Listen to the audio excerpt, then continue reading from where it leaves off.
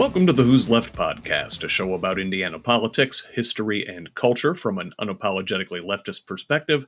My name is Scott Aaron Rogers, and I'm recording from Bloomington.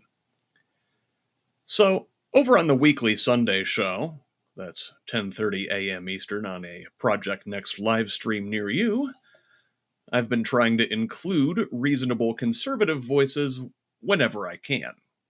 It makes for livelier back and forth and also demonstrates that most people are reasonable even when they disagree.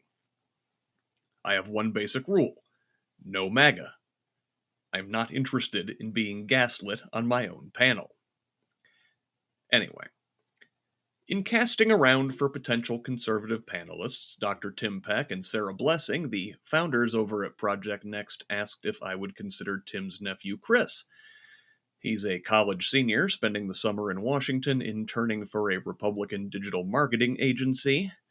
Last year, he volunteered for Nikki Haley's presidential campaign during the Republican primary and worked on Tim's congressional race for the general election. Well, if I'm going to have you on my show, I need to know what you're all about. So I set up a call with Chris to see if he could hang with our guests, make coherent arguments, and disagree respectfully. Something like a tryout. And though I wasn't able to radicalize him, we had a good conversation and found some areas of agreement. We recorded it, and that's what I've got for you here today. Before we dive in, please consider supporting Who's Left with a paid subscription. This is an independent media project. I don't paywall content, and I don't rely on advertising. Only individuals like you keep this thing going. Maybe I could make more money if I did things differently, but I'm a terrible capitalist, and I refuse to gatekeep valuable information. So please, if you find value in this work, go to whosleft.us and subscribe at the paid level. It's only $5 a month or $50 a year to help me write more, research more, and organize more. Still, not ready for a long-term commitment? You can make a one-time contribution on Cash App or Venmo. Links are in the show notes. Me and my old body would like to spend less time on construction and more time constructing a better future for Indiana, but I need your financial support to do so. If that doesn't work for your budget at this time, you can still help by liking and sharing on social media, commenting, leaving reviews, providing feedback, and forwarding articles to your people. We are building a community of Hoosiers dedicated to making this state and its government work for all of us, not just the elite few.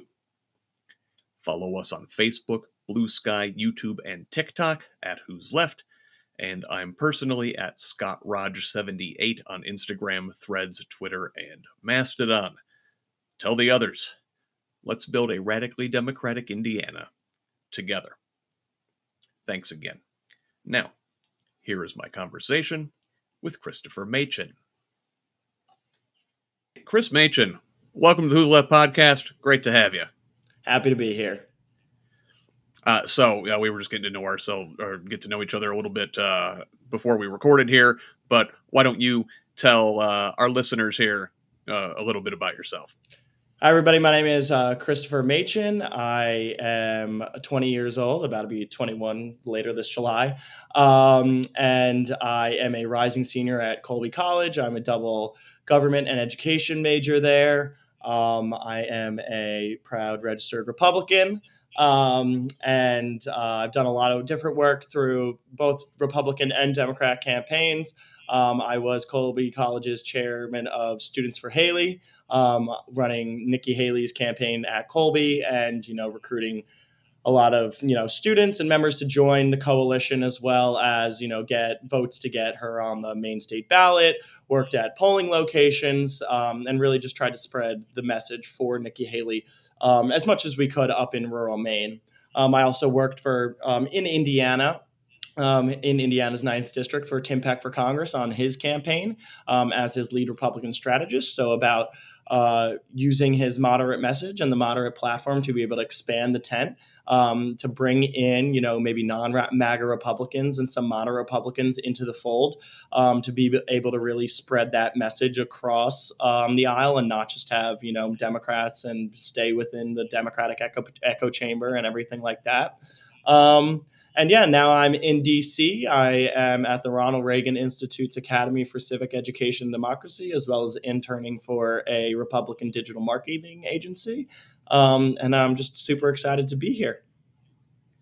And we're glad to have you. I think it's important to do these things where we just sit down, people that maybe have different worldviews, different outlooks on life, and just have a civil conversation. Maybe and I'm sure we're going to disagree on things, Oh, I'm and sure. that's okay. Um, Really, I mean, just starting off, it's you worked for the Nikki Haley campaign, Yeah. so that tells me, well, you're as a Republican not super happy with the direction the party has taken under Donald Trump. Is that accurate? Oh, yes. I thought Trump was dead in the water after 2020 with the election denying claims. And I was one of the people who admitted right away, Joe Biden won the 2020 election. Like that was it. Trump lost. I read Bill Barr's book after he was the attorney general, and a lot of it in his book is just saying like he went to the president and he was like, there is no concrete evidence, not enough to actually overturn this election. And so from the beginning, I thought Trump was dead in the water. After that, it looked like during the midterms when we were expecting the red wave, and it was this kind of red little so semi wave. I thought Ron DeSantis was going to be our guy. I thought he was going to be the next person of the Republican Party, our next president. And then as the field started to expand during that first debate during the Hmm. Republican primaries. One pissed off with Trump not being there, even though he had so much support within the party already. I thought it was important that he show up, he make his case still Yeah. in a primary election.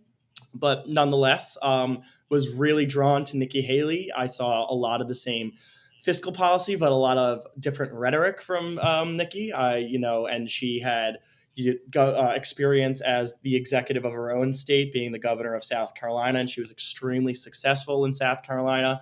And then was elevated to the ambassador of the UN under Trump, and it really combined that executive experience with the foreign policy experience, with the toned down rhetoric, but same, similar, strong America First policies. And I was really drawn to that campaign. So loved working with the Haley campaign. It obviously didn't work out the way that we would have wanted it to.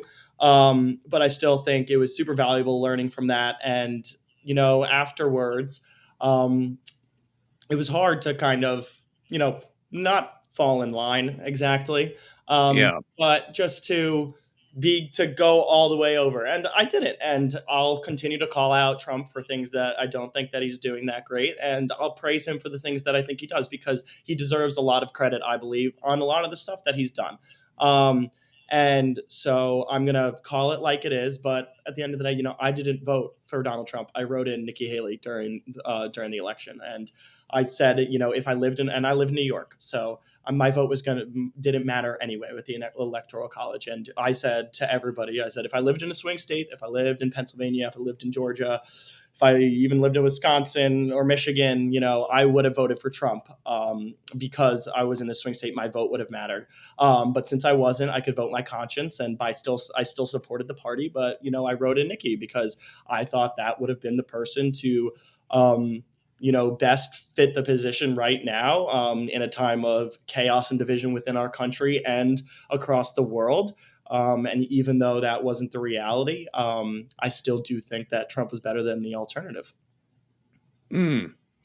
Okay. Fair enough. So you could get past the election denial and trying to like foment an insurrection to keep himself in power. Well, you have to get past a lot of things when you support candidates on either side of the aisle. I mean, True. that's True. what happens.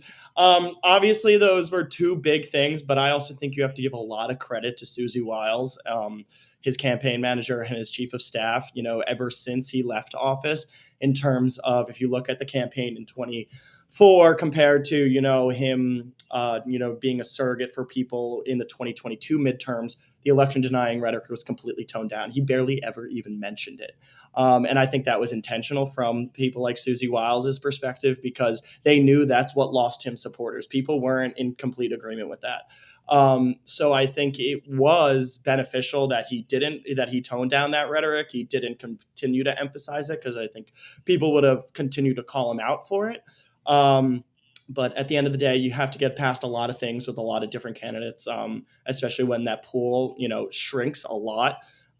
So yes, in terms of who I thought would have actually been able to secure our border in term to actually be able to handle the conflicts, whether going on in the Middle East or in Europe or in Asia. I thought that he was the person to effectively be able to do this job compared to Kamala Harris. You do make a very good point in saying that you really have to swallow hard when you're dealing with anybody in the two party system, and while I vehemently disagree that Trump is the lesser of two evils in that scenario, I mean I did have to like hold my nose to vote for Kamala Harris. Mm-hmm. But the reasons are completely different in that I'm generally dissatisfied with the Democratic Party. As a Democrat, I am dissatisfied with the Democratic Party because they are the conservative party. In what way? The they are seeking to conserve the institutions as they were, as they sort of have been in the years leading up to the Trump era. Mhm. That is Democrats are trying to protect that. They've not been offering any sort of actual progressive vision. And I think that's why a lot of people stayed home in November, is because folks out here on the left, like myself, are like, well, but like, what are you offering besides I'm not that guy? I, Um, I agree with that, but I also think that the progressive vision and that of the AOCs and the Zoran Mamdanis of the world also hurt the Democrats as well, because as the Democrats were trying to hold on to power, keep the establishment going, they were continuously tied to AOC and people like that. And while that works with the specific certain faction of the Democratic Party, unfortunately, when you go that far left and you have so many trying to interests that you're trying to juggle, and you don't have true values, and you don't know what's actually who you're trying to represent, because you're trying to bring everybody into this tent and contradicting yourself every single which way and promising things that aren't possible, people are seeing right through that. well, yeah, and then the Democratic mainstream isn't really promising anything, and I think Well, I they're think the problem, afraid yeah. of their own base. They're afraid to actually. A lot of folks out here on the progressive left are like, yeah, we can do these things, and the establishment is like, no, shut up. Our donors don't want us to like try and do things for people. They want us to be basically Republicans with a rainbow sticker and a Black Lives Matter flag or something. But economically, there's no meaningful difference between the mainstream of the Democratic Party and the the old center of the Republican Party, say pre-Trump, right? I mean, that Yes. it's neoliberal, no holds barred, unrestrained capitalism. And I think the problem with the Democrats post 2016 was that I think the entire ideology became anti Trump. It wasn't, we Hmm. are Yeah, grounded in these specific values. These are what the Democratic Party stands for. It was just whatever Donald Trump says, we have to say the exact opposite. And while that didn't work, no, I mean, in 2016, but there was still a lot of volatility, and it did work in 2020, especially on the backs of COVID. I think COVID helped Biden extremely. I think anybody in that position, whether it was a Democrat or Republican, would have get hammered for however they would have handled the crisis, because we've for never sure. dealt with a crisis like that before. So truly, like, you're going to have these deaths. You don't know the right way to go about it, and both lockdowns and complete. I think the lockdowns were were detrimental. But at the same time, you had a lot of conflicting state policies with federal policies, and then there was a lot of switch ups. And first Trump had Operation Warp Speed and was emphasizing the vaccine, and then when he was out of office, Biden was emphasizing the vaccine, but Kamala Harris said she would never trust something that came out of the Trump administration, and she would never take that shot. So it was like the back and forth of everything on the backs of COVID. Um, but I think that ever since then, and it worked in 2020 for them, and then it worked in the 2022 midterms, and then I think, as I said, when he started his second campaign for 2024, toning down that rhetoric about the election denying, not talking about January 6th or the insurrection or anything like that, helped him, because then he became like the standalone, like I'm fighting for you, like as he's always been, but not as much about like screaming about like the conspiracy aspects of it. And then when you pile on the indictments, that helped him. That made him more resilient. That made him say, yeah, these Democrats, they've been crazy since 2016. They've been just anti-Trump. They just want to oppose me in every single way, shape, or form. But guess what? I'm fighting for you. So I'm gonna stick here. I'm gonna stay with the indictments. I'm still gonna run for president. I'm going to win because the American people want that, and they can see the witch hunt that's going on right now. And you know what? People bought into it in 2024 and said, you know what? You're right. Like this doesn't seem right here, and it seems like people are really just going against you because they're anti-Trump. And you could see Kamala Harris did not have a clear message. She didn't separate herself from Joe Biden, and like you said, within the establishment Democratic Party, figuring out what the interests of the Nancy Pelosi's of the world and the Obamas of the world are, and having to be beholden to them, while also trying, for Kamala Harris's sake, to find her own spot, to be able to create a message for her own self, and which I think was the detriment to her. So I think, yeah, the party has become vehemently anti-Trump, and I think it's moved even further to the left because people say whatever Trump says, they have to do the exact opposite. And even on some moderate policies, people are saying, no, we have to do the exact opposite of that. And as a result, the Democratic Party has moved even further to the left.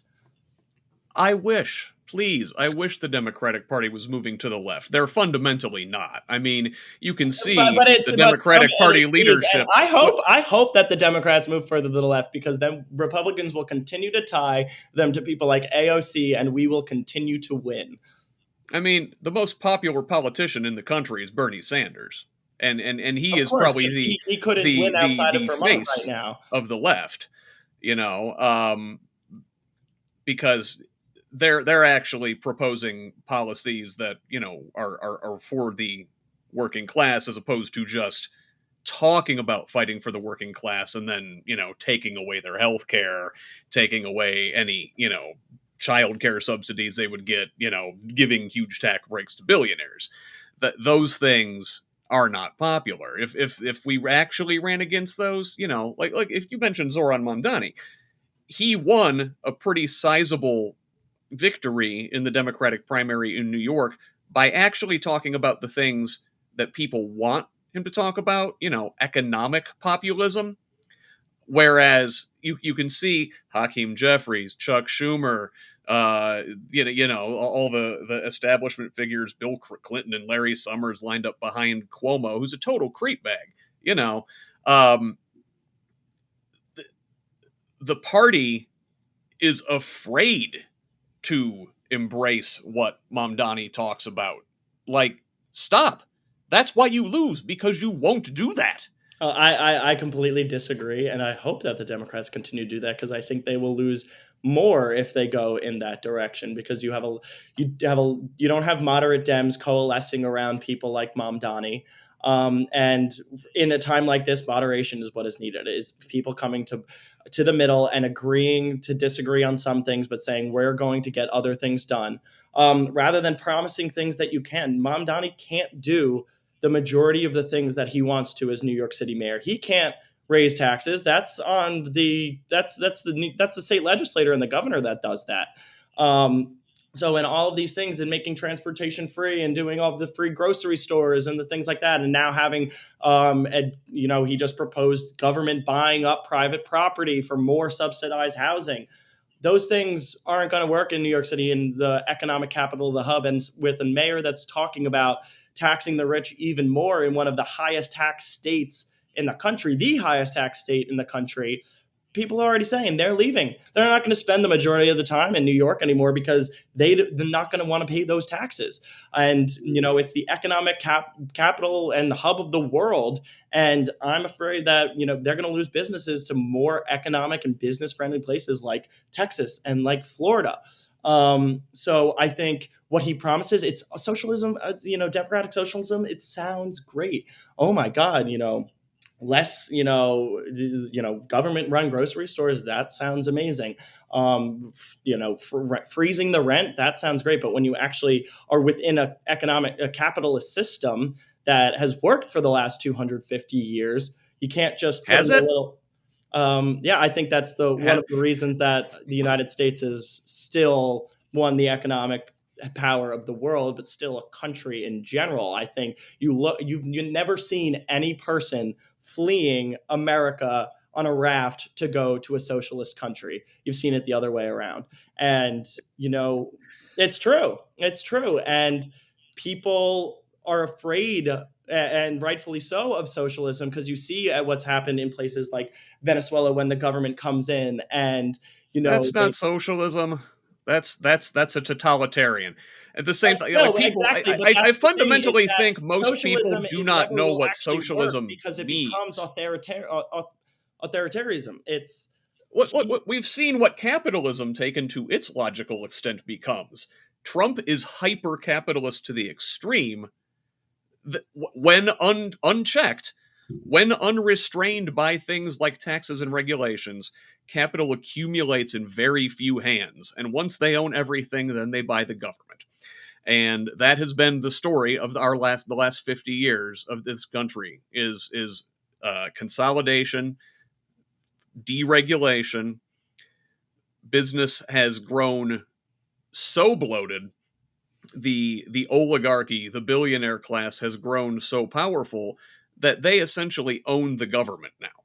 and I agree with that sentiment, but I also think that implementing policies like this, causing more government reliance of people, is one, going to not just gonna like hurt everybody, but it's gonna hurt small businesses specifically. I've seen so many reports and so many people, small town grocers in New York City, saying, There are no small town grocers in New yes, York there are. City. That's The the problem. bodega workers. The amount of Okay. bodegas in New York City when you walk through is Yes. absurd, and Those those people are not going to be able to compete with the prices of these city-run grocery stores because they have a payroll. They have profit margins that they have to make. So small businesses are going to be one of the larger entities that are going to suffer dramatically, and that's going to the put even more precise reason power Mamdani into the. wants to open these kind of stores in New York is because the market isn't meeting the demand.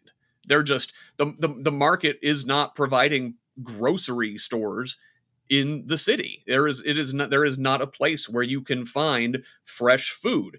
It's not true.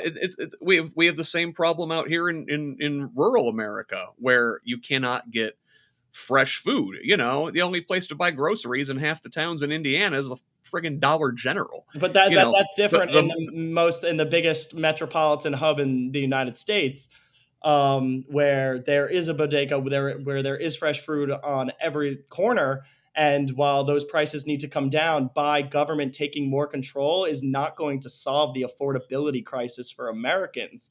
It's going to cause more government reliance because nobody's going to be able to compete with the grocery store chains. Then the quality of food is not going to be that great because we're not going to be, because obviously if the prices are lower, we're not going to be able to pay for things like that. And then we're going to start having Soviet era bread lines forming in New York City. people are hungry now under Yes. capitalism. Okay, People are and they're going to be starving even now. more starving under socialism. That, what have we But seen when we in any other we're socialist actually country that starving this now under happens? capitalism. Like we are like they're only, again, capitalism having taken control of the whole government, and reducing their tax burden to almost nothing, has left the government no ability to do things like help people with food. I mean, what this That's big not true stupid because bill? The just major passed grocery store today, and they've corporations in New cut York food City donate stamps again to where they're like next to nothing, you major know. grocery store chains in New York, corporations in New York City donate $140 million a year to the SNAP program to incentivize and to contribute to lower grocery prices for low income I Americans. don't care what they donate. They shouldn't have to. They should just pay their damn It's a taxes. government run program because when we've seen that, business goes into the hands of government, it utterly fails because bureaucracy is so bloated that things can't get done. There's no incentive for people to do well. And as a result, people rely on the government more. The government can't make the promises it made to the American people. And as a result, more people starve. Bloated business is the problem more so than I think bloated government is the problem. If you look at something, for example, like the health insurance industry, There's a lot Medicare, of problems with the health insurance industry. there's a ton. Medicare, which has its problems to be sure, Mhm. but the problem isn't that it's socialism. The problem is that um, it's actually not a big enough program. And they incentivize the wrong things. The problem isn't that it's government run, but Social Security has an overhead cost of like 2%. Like your private health insurers have overhead costs of like 15%, right? And that's on not even including like the dividends and crap they have to pay out to shareholders and their giant executive bonuses. It's an unnecessary middleman. There, you have to admit, there's a lot of things in this country that the market just doesn't do well. Capitalism's great for a lot of things. It doesn't do certain things well at all. I'll admit that, and that's true. And that is I don't think capitalism is the broad umbrella term for everything, and then there is people who exploit it in that ways, and that's why I think the health insurance industry, big pharma, needs to be regulated more. I mean, we just saw that Trump is making deals with big pharma to reduce our drug prices from to the same level as that in the UK because for some reason the big pharma thinks that the United States can afford paying for the research and development of their new drugs. So therefore, our drug prices are insanely higher. So he's solving that issue. But I also think that yes, our healthcare system needs to be a complete reboot. It doesn't function properly. It functions the way that it was intended to function, and I think that Profitably, yes. yes, uh-huh. 100%. But and I do agree that healthcare, it should be an accessible tool for every single person. And people shouldn't be afraid to go to the emergency room because they're going to be slapped with a $30,000 bill. Getting billed $20,000, I mean $2,000 for Tylenol that they didn't even take. Um, so I think we need a lot more transparency from the health insurance industry. I think that only that way, and Trump is doing that to get transparency, to actually see the records of what people are paying for. And when we first get that first step of okay, the health insurance industry and these major insurance corporations telling us what are we you actually using this money for and what are these huge bills for, then it's going to expose prices between it's going to expose prices between different health insurance companies, causing greater competition among them, decreasing the price of health insurance. That's capitalism at its finest. It's transparency to understand the prices, and then competition to be able to see has the lowest price for people to be able to afford it. But like the way we have set up our capitalism in this country is fundamentally anti-competitive. We reward monopoly. And that's every industry now. We've only got, a handful of players. If we actually believed in competition in capitalism, we would regulate it more, not less, because again, unregulated capitalism will always descend into monopoly. You're always going Unfortunately, to we have have, one Vanguard, person's just going to BlackRock, buy up all at the something. top of everything, and I agree with that. Is that we don't have when was the last time we passed like an antitrust law? Like hundreds of like We don't need to pass them, we just need to enforce the ones we that's have. I well, mean, it's all exactly, and still on the that's books, true yeah. too. I agree with that, and I agree. Yes, and at the top, it is all consolidated. But at the same time, there is still immense amounts of competition within that consolidation. And I'm not saying that the system's perfect right now, and that everybody like that there aren't people controlling it at the top. But at the same time, it's not like it's one person's ruling everything right now, or one specific No, you company. got, like, 3 in each business. Yeah, you It's got 3, yeah, collusion, sure, it's but at the same corporatocracy, time, yeah. people like, you still got your entrepreneurs out there, and you got your people who are building businesses and people who are part of these big corporations beneath it who are still within competition with each other.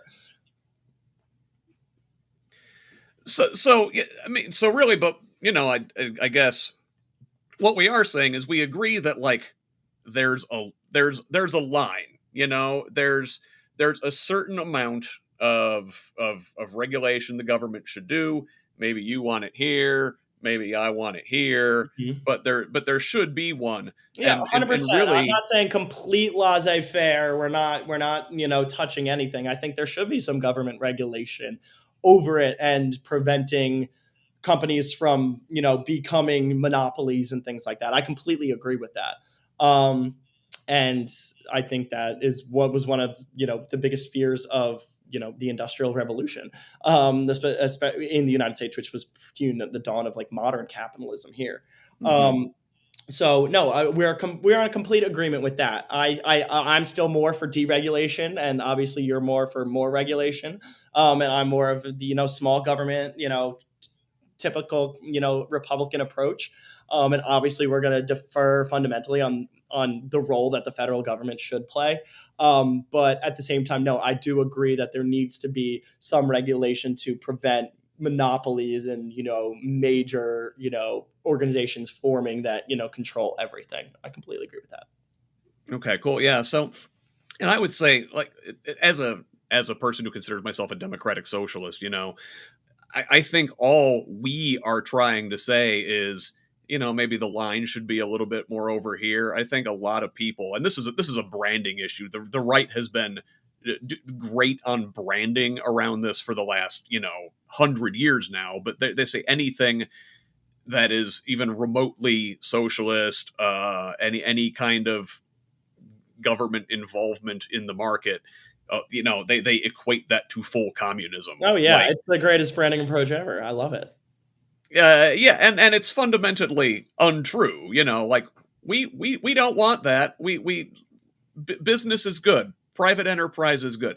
I liken it to a powerful horse, right? Like a wild horse. Capitalism is powerful. It is strong. It is still, the best way we have of generating wealth. But you don't want to let the horse drive. You know, it's only useful to us if we harness it and direct it for our ends.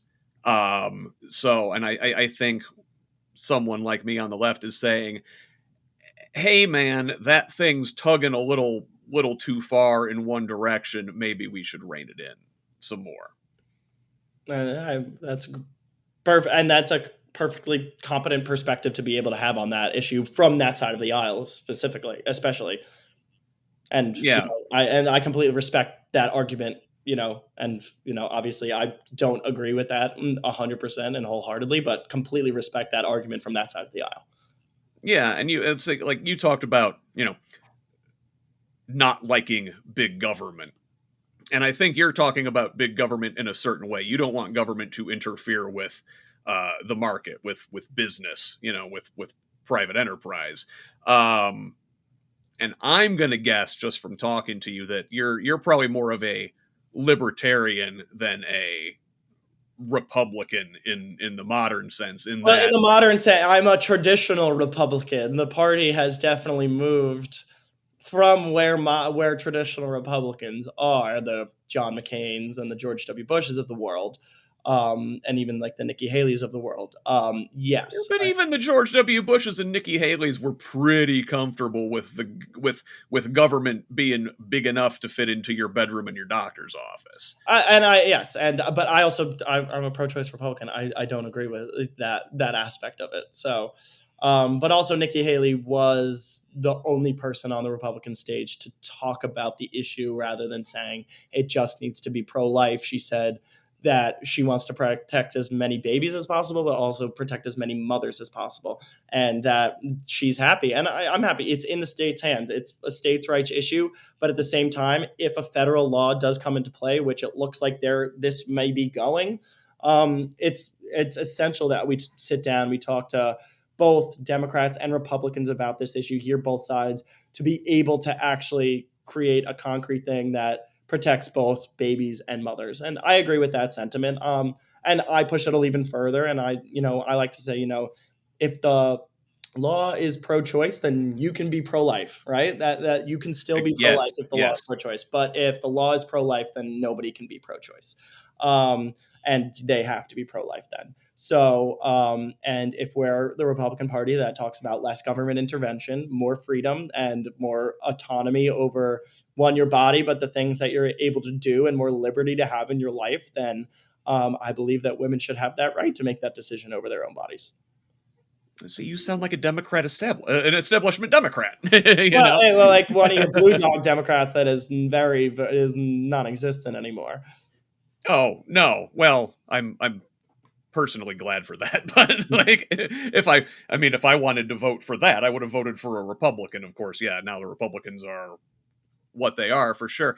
Um, One of the things that you talked about, I think, was the people rejecting these far left policies that apparently Democrats are talking about, which again I think we're not even bringing up for the most part. But um, if you look at where people actually poll on all these different issues, um, they're to the left on almost everything. Hmm. And so if we fundamentally believe in democracy and voting, isn't that the direction they should pursue? But this is my one problem with people like Zoran, AOC, and even Bernie Sanders is that these policies aren't doable. They sound amazing. Socialism sounds amazing. Oh my god. I the prices are going to be down. I can go to the grocery store. I can, have government owned housing that's going to be cheap, everything like that. This is great. But at the end of the day, we've seen it doesn't work because it always becomes some form of authoritarianism no matter It's which way never you actually slice had it. a chance to work. Like Well, I don't think exactly, what we're because trying has because been it's tried anywhere. fundamentally not possible to work because people are power hungry no matter where you go, and they are going to embody an authoritarian like figure to be able to push these policies. I think Zoran Mamdani's is just as authoritarian as Donald Trump is. That's Um, ridiculous. Uh, You're again. I think you're conflating democratic socialism, which is a centrist policy in pretty much the entire world outside of the United States. I think Americans are I really, invite you really to bad. watch one of the Democratic Socialist conventions. It's an interesting watch. Yeah, no, but social democrats are the center of the political spectrum But there's a in difference between social in democrats and pretty. democratic socialists. No, it's different words for the same thing, really. Um, Frankly, I wish our democratic socialists in this country used the social democrat branding. I think it's more palatable. But so we're talking about the same set of principles, really. Um, Americans are really bad about that, and I think it's just because we have been the superpower of the world for the last 4 generations. We do everything in a way actually does revolve around us, Mhm. but There's a reason for we that, we do and it's not forget. socialism or Well, democratic socialism. No, it's empire. It's raw power and empire. That's yeah. That's the reason things revolve around us. Um, but in the rest of the world, my position is the center position. I am not the far left. There's plenty to the left of me, which I'm not interested in, for sure. Just like there's plenty to the right of you. Sounds like you're not interested in, Mhm. for sure. But I really do want to realize where the political center is worldwide is where I'm at. And even the Democratic Party, which I said at the top of this conversation is the conservative party in this country, they are a center right party anywhere else in the world. And the Republican Party is a far right party like the AfD in Germany in the rest of the I world. wouldn't agree with that completely, I but mean, I your get vice what you're president went saying. out there and stumped for the AfD. But I'm still. I'm not saying. I'm not. I wouldn't completely agree that Republicans, as a majority right now, are completely like the far right of that of Germany. I think that there are some aspects to it that are. But at the end of the day, I still don't believe that the party has gone that far to the right. A lot of political scientists and fascism scholars reckon to say Of otherwise. course, and all those people that called Trump a Nazi, like After this week, seeing his consolidated power, the way the Supreme Court has basically told him he can do whatever he wants, I'm afraid it goes that way. I mean, he's not at the moment, but we're one whim away from him from going doing full what? From Nazi. but that is the terrible and dangerous rhetoric that comes from the left of equating him to a fascist and Nazi and things like that. What is he doing that makes him a Nazi?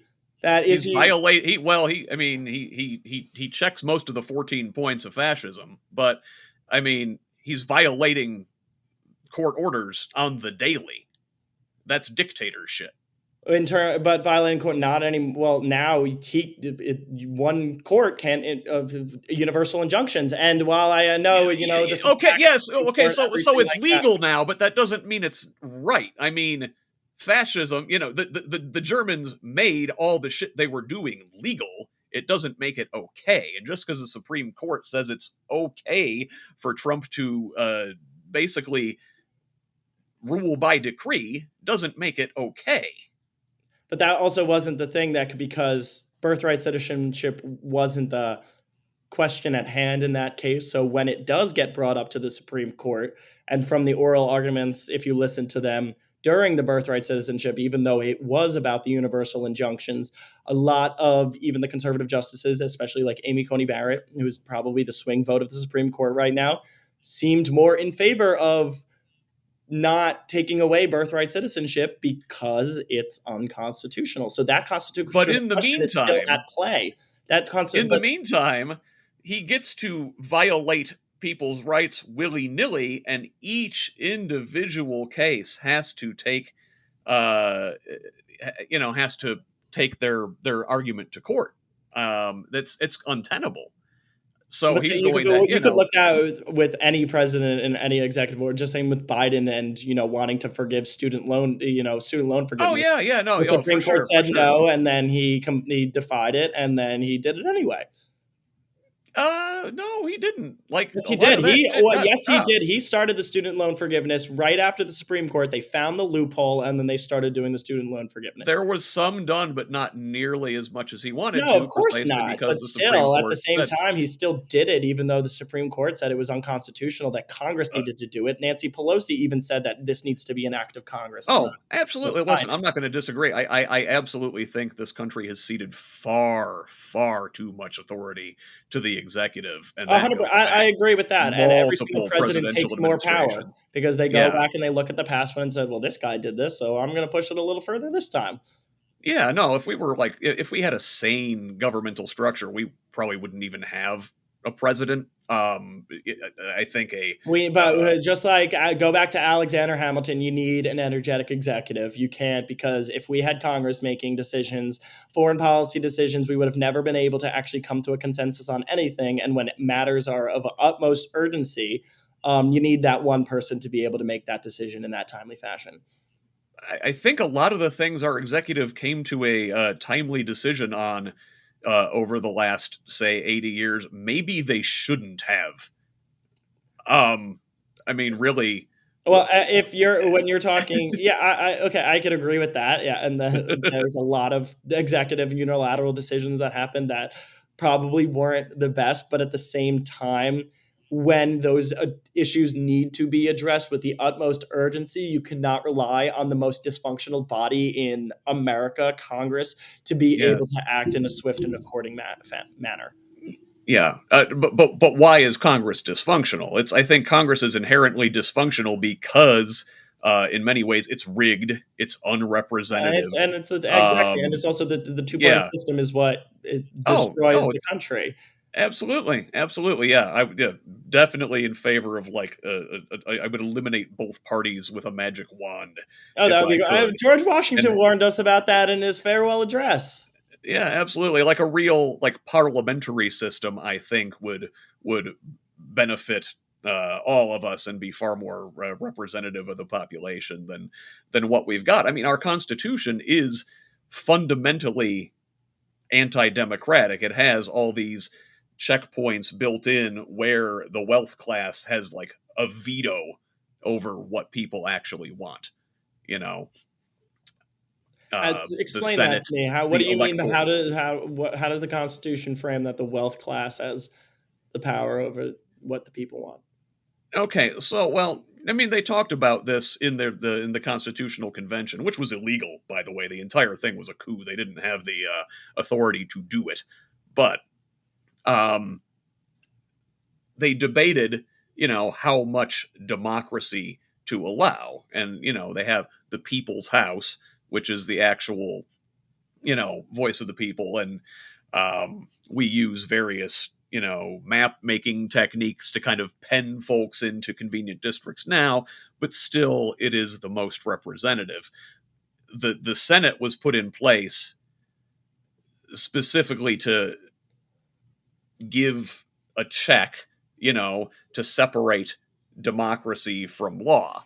So you have the Senate, and you have to remember at the time that was codified, senators weren't directly elected. No, they were They were, state yeah, they were legislators. elected by state legislatures, and so you have things now like where the Senate, you can get 50 senators together to pass a law that represents, like something like in the 20% of the population of this country, because we let land and artificial lines vote more than people. Mhm. And then, the electoral college, when it just replicates that and adds another anti-democratic checkpoint.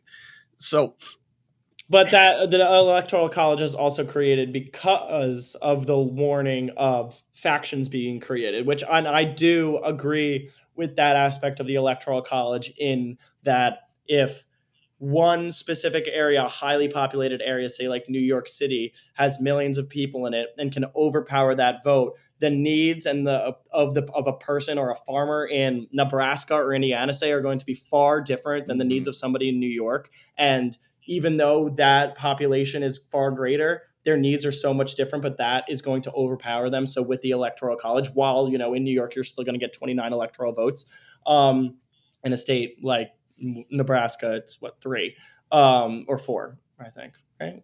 Nebraska has the blue dot, right? Yeah, Yeah, yeah, yeah. like three or I five, something like that. yeah.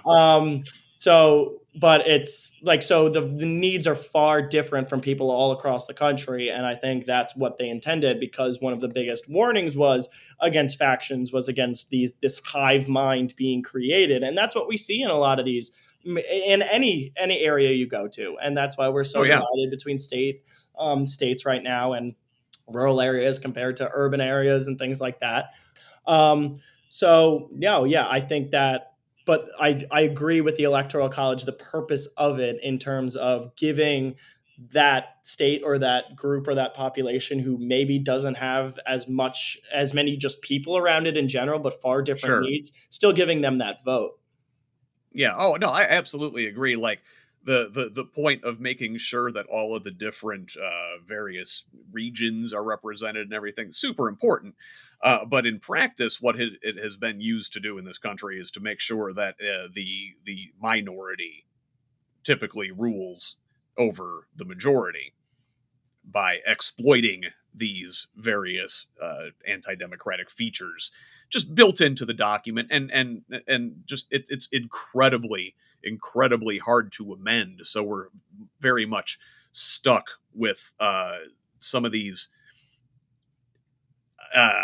what But also the like solution, but they're there's like also no the solutions being appendix. offered Yeah, up as a positive alternative to it. sorry, I didn't catch that last There's part. no solutions being offered up as a positive alternative to it, though. Well, what, to the Constitution? To I the mean, Electoral College in general, I'm saying. oh, well, I mean, there have been many attempts to repeal it, over the years, Of and course. just make a simple presidential election by popular vote, which But once I again, think that we goes should against absolutely the do. argument that I just made of why the Yeah, Electoral College is there in the first place. well, right. That's what the Senate's for. I think the presidency should generally like represent the whole country. Um, it, where Are our they joke's over. representing Yeah. the whole country if major metropolitan areas or high density populations are voting one way and then people in rural areas with completely different are voting the other? That's not representative of the whole country. Sure, sure, but it again. That's what the Senate's for. That's what their congressional districts are for. Um, the presidency itself, the district is the whole country. I What think I would in that love regard. for a little change to our electoral college system is like not a winner take all per state, but based on the percentage that you get is the percentage of electors that you get from that state. Yeah, I generally think all or nothing voting across the board, not just in the presidential election, is a problem. What do you think of ranked choice? Um, I don't mind rank choice. I can obviously I see the benefits of it. Obviously, I think it's good that people can. I mean I haven't actually been a part of an election that does it, so hmm, I wouldn't. I'm not a complete expert on rank choice, but I do like that because I think a lot of people, especially in primaries, are like, okay, I have so many options right here. Um, what the hell do I do with it? And like being able to not just say I'm going to put everything into this one camp right now, and hmm. wholeheartedly back that. It's like if I were in the Republican primary and I was doing ranked choice, I would put Nikki Haley first, probably Ron DeSantis second, and then down the line see where we go. I wouldn't have ranked Vivek. Yeah, yeah, no, it's supposed to have a moderating influence. If you look at well, I mean, Alaska has it, so it's Oh, not just Alaska like a has a city top thing. Yeah. four, I'm pretty sure. But Um, it goes it's yeah, ranked choice, but yeah, then it's top 4 in primary, which I do really like that system, is that everybody, Republicans and Democrats, run in a primary together. yes, Then the yeah, top jungle 4 of primaries. those are elevated to the general, and then you do the general election with that, which I think is great. And I think that, Love that too. completely bridges the divide, that gap of the problems with the two-party system while still effectively being a part of the two-party system. Yeah, and I think if we did something like that on a national level, it would foster more moderation. 100%. If you and if like say if it was a top four, that will inherently, I think, do devolve into a four-party system. Yeah. You know, and it's because we have all or nothing voting is the reason why we have a two-party system, and we just like get ourselves into this cycle where we can't get out of it because we're like beholden to these old structures. They're hard to change. The Constitution's hard to change, Of and course. people in both of the parties are very much invested in keeping what they've got. Yeah. Um, And that's a problem we run here too in Indiana, um, with Democrats. If you look at like Indianapolis, you know, Mhm. big city, you got your Democratic machine. Republicans complain about Democratic machines. The left also hates the Democratic machines in the cities. Whenever lines are drawn and you've got people, penned into the certain place and you've got safe districts, Mhm. it's always bad. And it Terrible. always, yeah, they're bad in Republican districts, and we've got a ton of them throughout the state here. And it makes the Republican candidates worse in their And it's the same districts. thing with, on the flip And side in New York, Illinois, New it's York, yeah, yeah, with the Maryland, they do the Democrats, same and thing. Yeah. they no longer care about, because 'cause they're in that locked, safe seat, and just because they have the D or the R next to their name, people vote for them, but they most people don't actually understand what the policies of the people that they're voting for are. And then the members in Congress, they exploit that, and then they go with, whatever the general direction of the party is, or the party establishment wants them to go, rather than actually voting for the interests of their district. That's why I give so much respect to, and going up to school in Maine, to Susan Collins, because she understands what her base is, and while she is in a pretty safe seat there, being in that safe seat Yeah.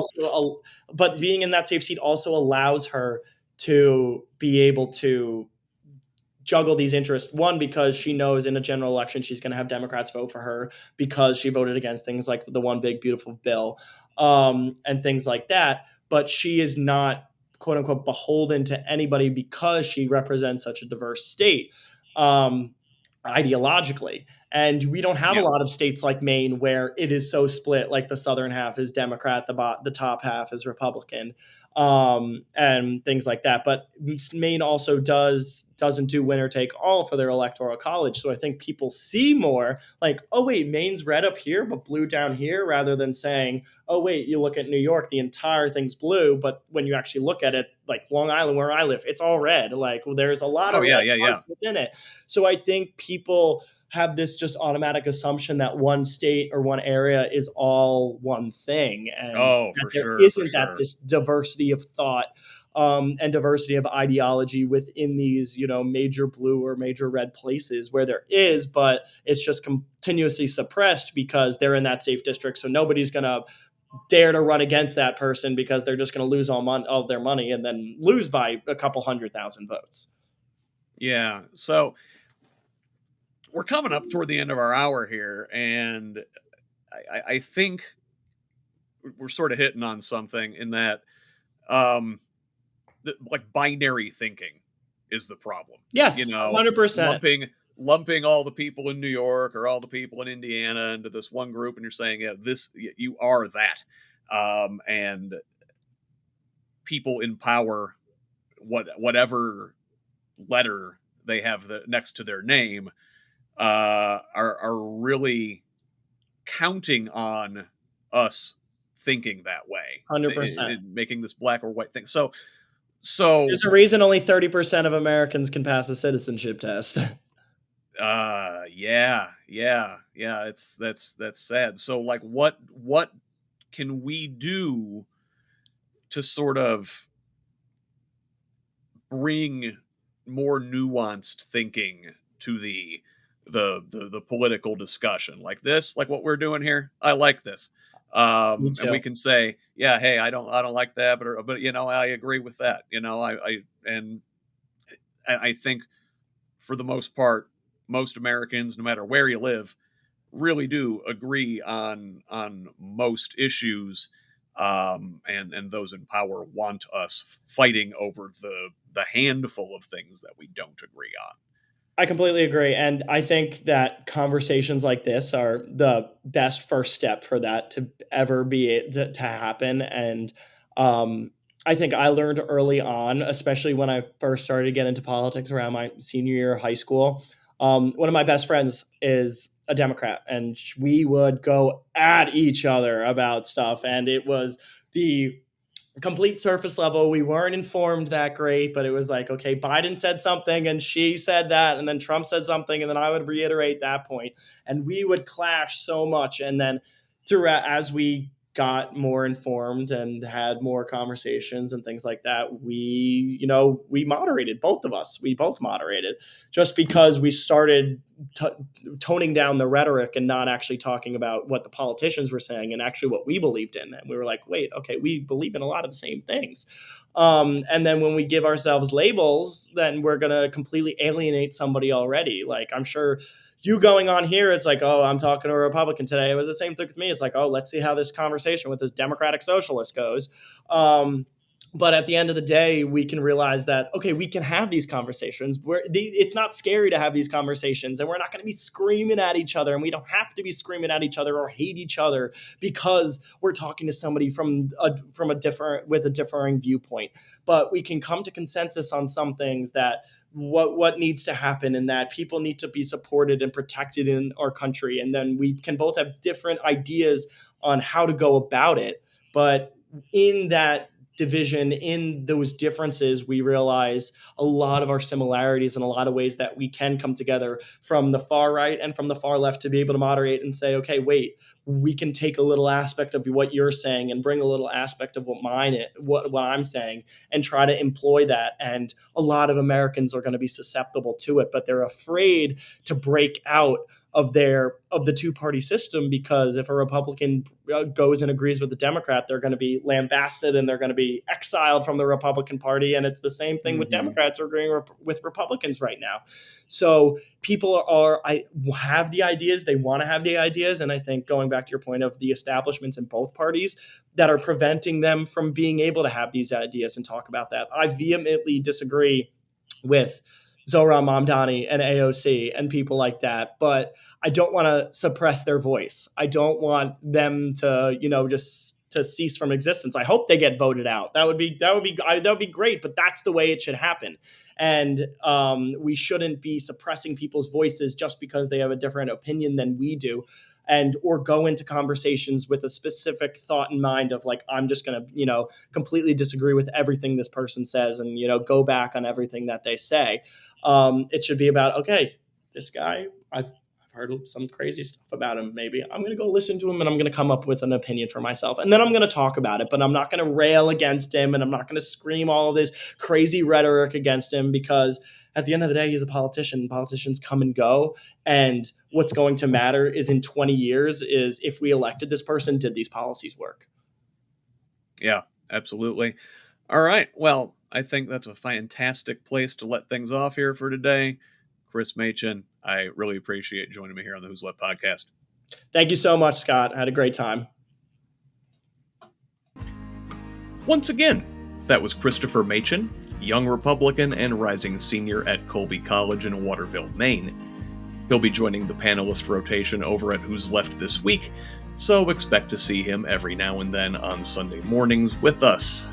Again, Who's Left this week streams live at 10:30 a.m. Eastern on the Project Next Media Network, YouTube, Facebook Live, and Twitch. Links in the show notes. It's a lot of fun if you haven't had a chance to check us out yet. I bring together panelists from the Democratic Socialist left to Never Trump conservatives, and we look at the week's headlines from around Indiana and beyond. We'll also dive into one big topic and throw in a few jokes for good measure. Hope to see you there in the comments, but if you can't make it live, it'll be available as a podcast Sunday afternoon. Thanks again to Chris for a vigorous back and forth, and thank you for listening. One last time, please consider a paid subscription at whosleft.us, where you'll find everything I've ever published. I rely solely on the generosity of kind patrons like you to make this information available for free to everybody. In addition to the website, you can also find me on Facebook, Blue Sky, YouTube, and TikTok at Who's Left, or on most other social media sites at ScottRodge78, where you can hit me up with feedback, tips, ideas, and concerns. Finally, please forward the show to a friend and have them pass it on. Let's keep building this project and a truly democratic state, one conversation at a time. Until the next one, this has been the Who's Left podcast. I'm Scott Aaron Rogers. Love each other, Indiana.